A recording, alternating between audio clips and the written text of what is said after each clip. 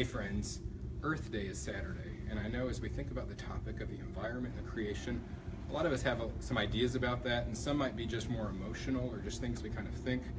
But I want to ask the question today of what is a Christian response to this? How should we as believers think about the environment, the creation, and the planet? You know, you might be in a place where you're not exactly sure you're ready to camp out in a tree for 48 hours and protest an IKEA being built, but you're also kind of sure that dumping sludge from a coal mine into the river sounds like a bad idea.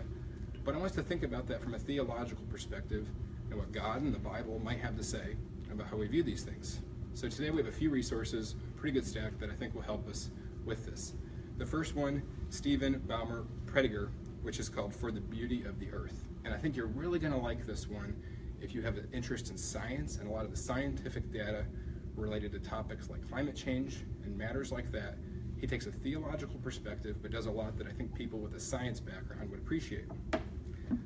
Wendell Berry, The Gift of Good Land. You may not be familiar with Berry already, but Wendell Berry actually lives in Kentucky, lives on the land, and this is not a book that's going to deal a lot with the biblical text. It's not going to be something that has a huge philosophical background, but instead is this collection of essays that are really beautifully written from a guy who lives in the land. This man's an actual farmer. This isn't some person who moved to Brooklyn, joined a co-op, got a pair of overalls, and calls himself a farmer now.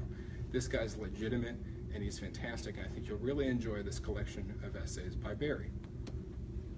Ellen Davis, Scripture, Culture, and Agriculture. She is a biblical scholar, primarily dealing in the Old Testament. She teaches at Duke, and she's going to go through the Old Testament and show what land meant to the people who lived in the Old Testament and wrote the Old Testament, and how significant it was for their entire worldview. This is an excellent resource, pretty high-level critical resource of how to think about land use, land care, and also just how to read the Old Testament within the context and the world it was written. Finally, three really good ones from people who you might know who are in our community here and who teach classes here or work here, and I think the recent materials show what a topic this is of recent interest that I'll show you here. Matt Carter is Jesus Green. This is a great book. This could be used in a church setting. There's a lot of good questions that could be used as small group study and things like that. It's a pretty thin book. You could read it pretty quickly. Dave Bland and Sean Webb, Creation, Character, and Wisdom. This is going to ask matters related to the environment, but also how they shape us morally, our philosophy. How do we look at the world considering the way that God views creation? Finally, John Mark Hicks, Embracing Creation, written with Bobby Valentine and Mark Wilson. And this is going to, again, use the word creation not just as a way of viewing the planet, but also viewing God's active work in creation and recreation.